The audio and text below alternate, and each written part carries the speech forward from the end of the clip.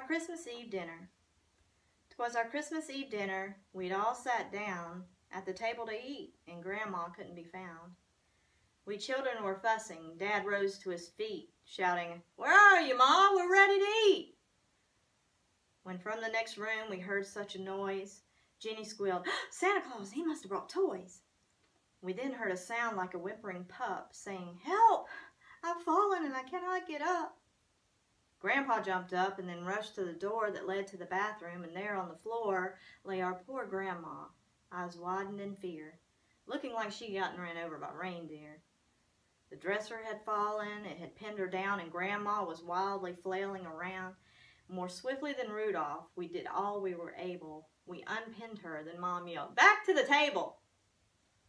Back to the dining room all we kids came, and our Mom, she started to call us by name.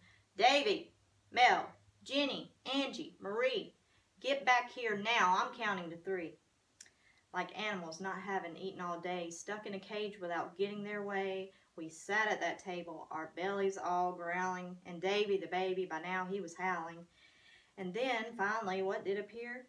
Dad with our Grandpa and Grandma so dear.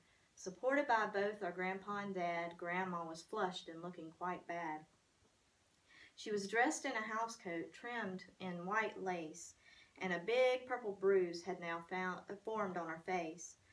Mom pulled out a chair, helping Grandma to sit, and then our Dad bellowed, "Okay, have at it." Our mouths, how they watered to see the large ham. "And that isn't all," said Mom. "I made a lamb." Her small, pretty mouth was turned up in a grin. "The food's getting cold now, children. Dig in."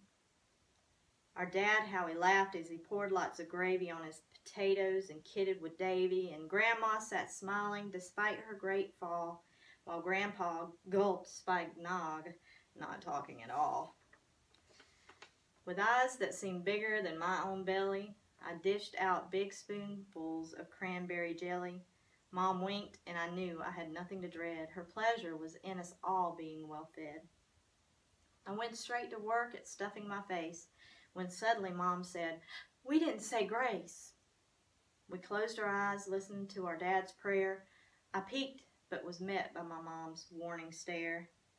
Dad finished the prayer with a hearty amen. Then we were all grabbing Mom's fixins again. When the food had all vanished and our stomachs hurt, we heard Dad exclaim, "What's for dessert?"